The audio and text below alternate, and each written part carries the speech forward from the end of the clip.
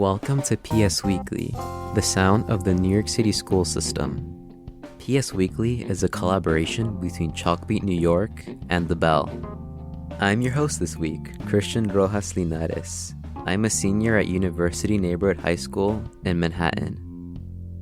May happens to be Mental Health Awareness Month, and on today's show, we're focusing on what many are calling a youth mental health crisis.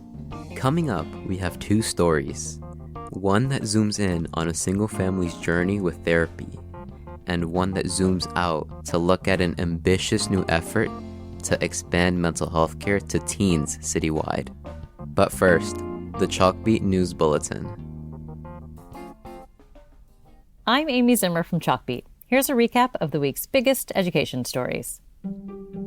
Several immigrant students from the Cyber Art Studio Academy High School say their principal pressured them to transfer out. Students and staff suspect the transfer was due to them potentially not graduating after they all failed an English Regents exam. If students don't graduate this school year, it could harm the school's 4-year graduation rate, a key performance measure for schools. As federal stimulus money dries up, New York City schools could see funding cut in half for restorative justice programs.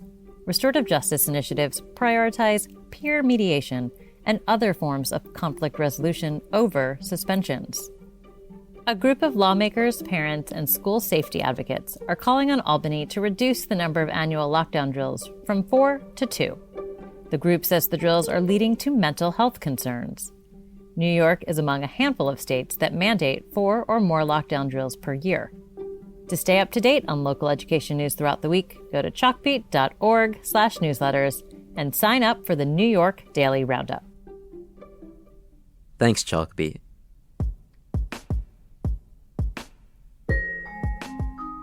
Mental health has always been a serious issue, especially for teens. Think about it. There's a whole genre of movies and TV shows about how hard middle and high school can be. Older generations sometimes minimize the challenges of youth. Oh, you'll get through it. And for many of our parents, the subject continues to be taboo, especially for members of marginalized communities. But the reality is that for my generation, Gen Z, mental health challenges are escalating. According to city data, between 2011 and 2021, there was a 42% increase in the number of high schoolers experiencing hopelessness, and a 33% increase in students who reported suicidal ideation. There's no single cause. Pressure to do well in school, to fit in, stress about our futures, the climate, and politics, all amplified by social media. Many of us are dealing with anxiety and/or depression and don't know where to turn for help. So, what do we do about it? Usually, we vent about our problems to friends or family members. But sometimes, what we really need is a licensed professional, whether that's a therapist, clinical worker, or counselor. A new city initiative called Teenspace is designed to help expand free access to care. We'll hear about it directly from the city's Commissioner of Health and Mental Hygiene, Dr. Ashwin Vasan. But first, our student reporter, Salma Baksh, has a story about a daughter, a mother, and how the generational divide can pose a barrier to getting therapy.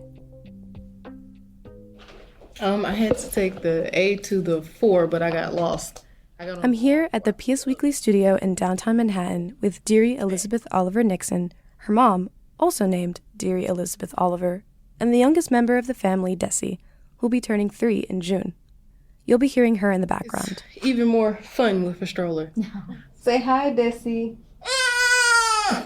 The younger dearie is a senior at Cobble Hill High School for American Studies in Brooklyn.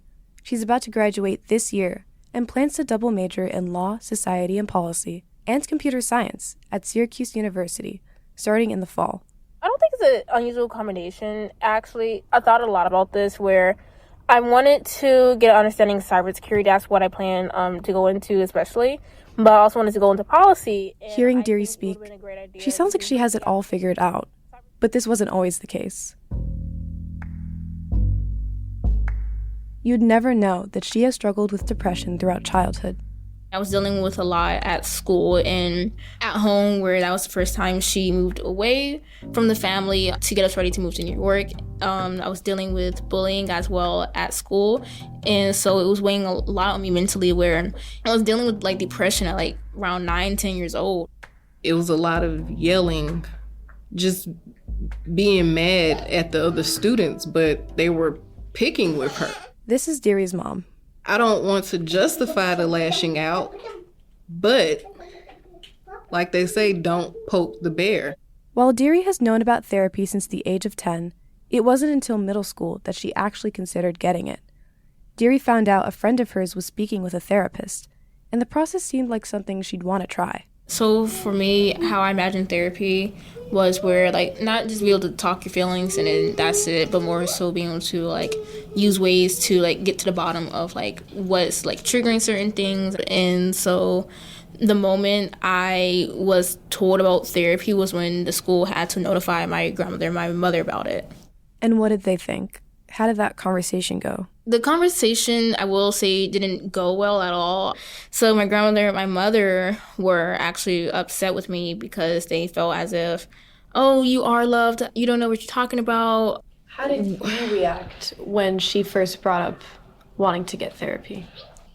I was confused, concerned, taken aback, trying to go into mom mode. Like, you can talk to me. You know, what's wrong? Is it me? What's going on? Tell me. And I guess for me, in my head, I'm like, she didn't experience a lot of the things that I experienced. I dealt with a father that was an alcoholic. And man, me and him used to fight like we would go head to head. So for me, I guess that was my example of parenting. It was also with the idea that teenagers and young kids can't really express their emotions properly anyways. I felt as if it was like, oh, you're just dealing with like the emotional swings of like growing up, and thought therapy wasn't needed. There was another reason why Deary's mom was cautious about letting her daughter do therapy. I've tried before, but they put me on a pill to even you out, and now you're in the bed all day like a zombie. There's nothing you can do. You're not even out. Now you're even more sad than what you were before you even went, because that's what happened to me. I was in the bed for days. I couldn't do much. So I'm here for her getting therapy. Honestly, that's not ever been the issue. It's the person. You have to screen the person. Deary, did you perceive the situation that way, that it wasn't about therapy, it was about the therapist? No, not really. She has like explained that before, but it was also like sentiments like, what if you get like CPS involved? That's a very big fear like in the Black community. CPS, Child Protective Services. After a few years, the two were able to reach a compromise for Deary to see a therapist, but it came with a catch. My mom was like physically there at the therapy sessions, so I wasn't able to properly say everything I wanted to, where it's immediately oh no, that didn't happen. And so for that reason, the therapist even said, oh, there's nothing wrong. It doesn't seem like you really need therapy and stuff. And it kind of turned into like more of a therapy session for my mom. So it became less about me and more about like her. Deary's mom saw things differently. I could tell she understood certain things my daughter was saying. I was also sitting in on the sessions, so it was benefiting me and her. I felt like we were actually communicating a little bit better when we saw her. Right? Wrong? Deary makes a face. She looks annoyed. No, it was worse. A little bit. It was worse?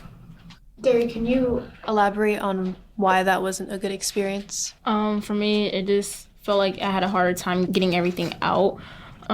Because it just didn't feel more like one-on-one, and so it's harder to chime in as the person that like the therapy session was like for.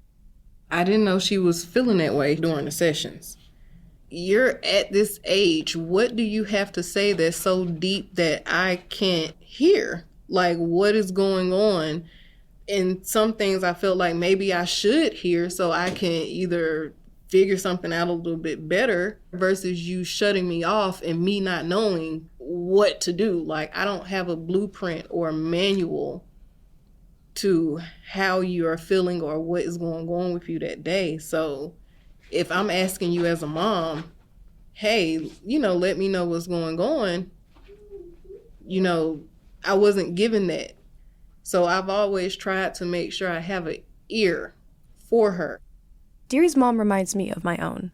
She also wanted to be included in the conversation, but part of the reason I sought therapy in the first place was because I wanted to talk about her. My mom probably sensed that and feared what I had to say about her, scared that she wasn't being a good mother to me. The two generations of women don't agree on a lot when it comes to therapy. These kinds of disagreements can be really tough for many other teens who desperately want therapy but also struggle to jump over the hurdle of parental consent. Because of her fear or anxiety or her trauma is holding me back from having possibly a better experience. And so she never allowed us to take that leap of faith. And for that reason, it just made me very angry throughout the years where I wasn't able to properly get help. The issue of parental consent is a somewhat murky area of state law. Minors can access mental health services and even medication in certain cases without parental consent, but only if the healthcare provider deems it medically necessary. So where are you today with therapy? Today with therapy, we're still considering it, but now that I'm pushing closer to 18 and going to college, I decided myself that I plan on getting therapy on my own when I'm 18. The college I'm planning to go to, which is Syracuse, offers mental health support services. And so I was planning to just take therapy there and just wait out the couple months. I asked Deary's mom how she would feel about therapy for her youngest daughter, Desi, in the future. When she gets older, preferably she won't need it, but we all could use a little couch time here and there. Throughout the interview with Deary and her mom, what stuck with me most was how open they were. I don't know if the conversation changed Deary's mom's attitude toward therapy, but I do know that the pair are doing something that many children and parents are not doing when it comes to mental health. Talking about it. And that feels like a start. Reporting for PS Weekly, I'm Salma Baksh. Thank you, Salma. Deary and her mom were featured in a Chalkbeat story about teen mental health earlier this spring. You can find the link to that story in the show notes.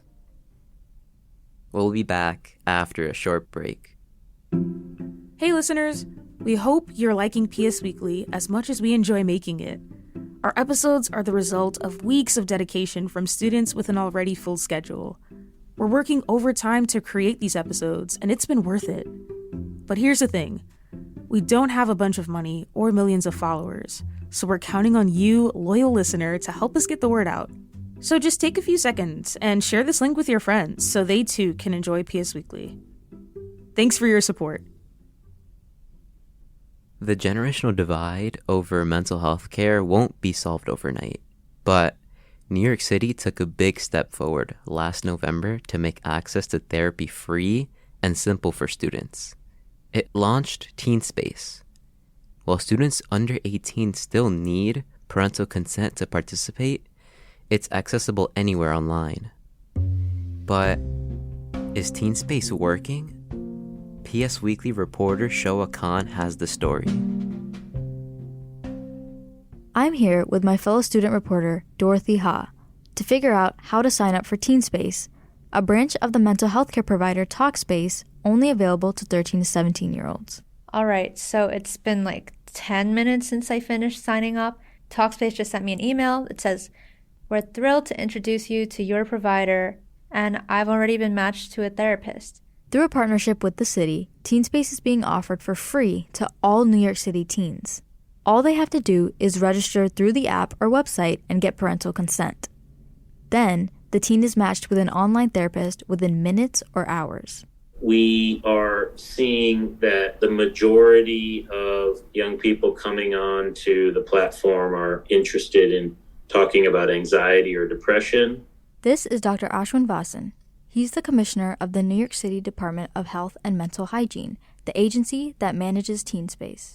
But we are also seeing a good trend of young people using it proactively for things like self-improvement. For example, improving concentration in school, improving relationship management, self-actualization, self-realization tips.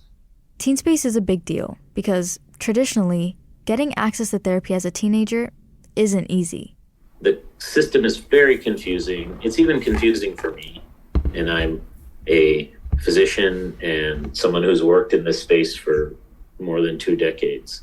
And as the parent of small children and having had to seek mental health supports for them at different times, it's really confusing. And so we at the city wanted to find a way to take some of the guesswork out of asking for help and getting it. There's also another problem. We have a massive mismatch and a gap between the supply and demand, especially coming out of COVID, where demand has increased, but we don't have a supply of mental health workers that are ready to take care of all of our needs, especially the needs of young people and teenagers, which is the group with the fastest rising mental health needs in the country and in the world. So we can't all of a sudden create a workforce that doesn't exist, but what we can do is use technology to make that workforce more accessible. And Dr. Vasan says students of a variety of backgrounds have expressed interest in the program, with the majority of Teenspace users being Black or Latino. These young people are also coming from neighborhoods with the lowest access to care.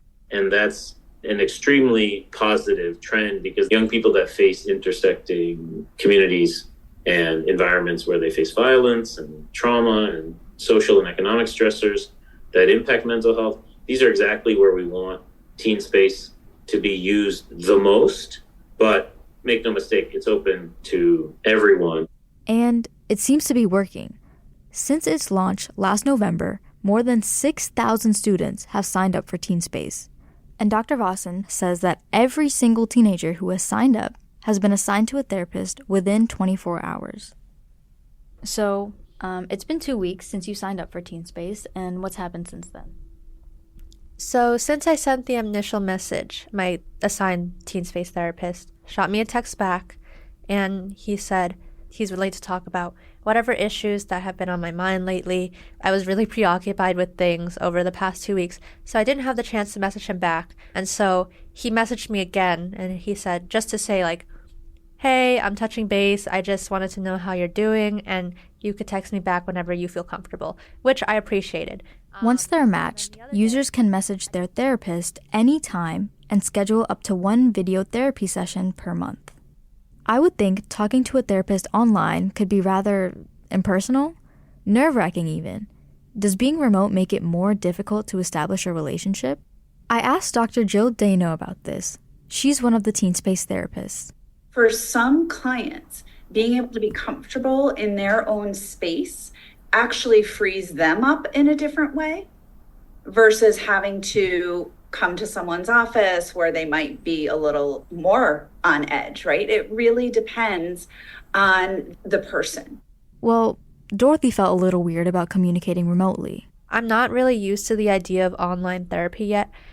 His text honestly felt really formal, and when I was responding to him, I felt the need to be formal as well and type it as if I were writing an email to like a colleague or a teacher or something. So I feel like it's definitely harder to establish that personal connection over a laptop or a screen. In any case, though, Dr. Daino also says doing it online saves young people time. If you think about, you have a 45-minute to an hour appointment. Now you've got to get on the subway, get to the appointment, get back to class or an after-school job or help out at home. How are you doing all of that?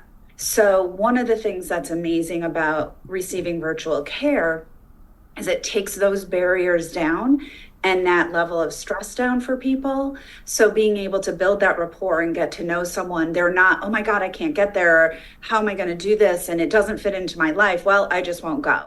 And if you're wondering whether your information is safe, don't worry. Dr. Vasan says all communication between the therapist and the teenager is encrypted, and it's illegal for our private information to be shared with anyone, even parents, unless it is absolutely needed. Overall, it seems like Teenspace is a really helpful place to start for high schoolers in search of mental health care. That is, if you have parental consent. Yeah, sadly, that's the law.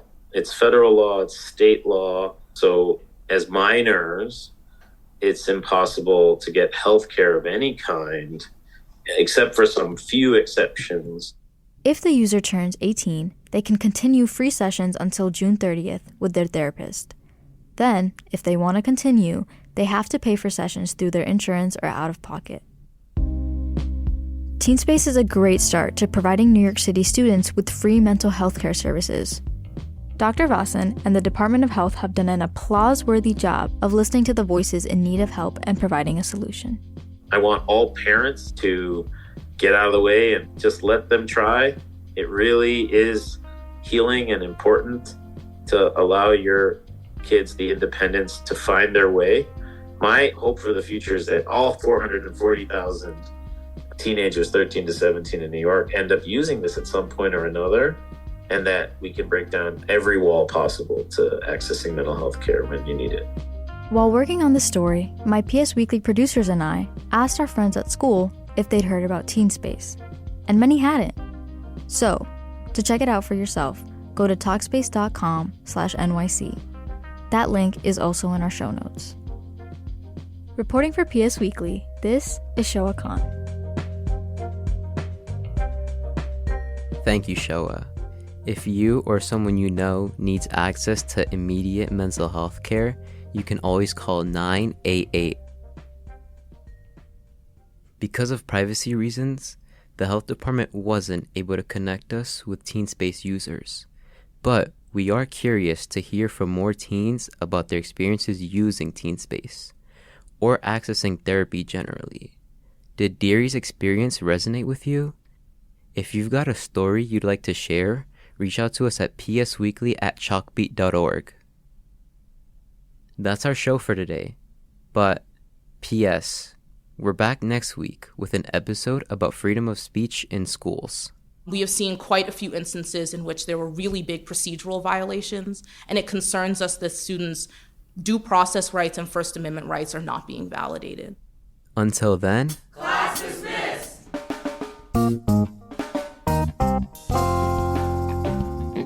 PS Weekly is a collaboration between The Bell and Chalkbeat, made possible by generous support from the Pinkerton Foundation, the Summerfield Foundation, FJC, and Hindenburg Systems.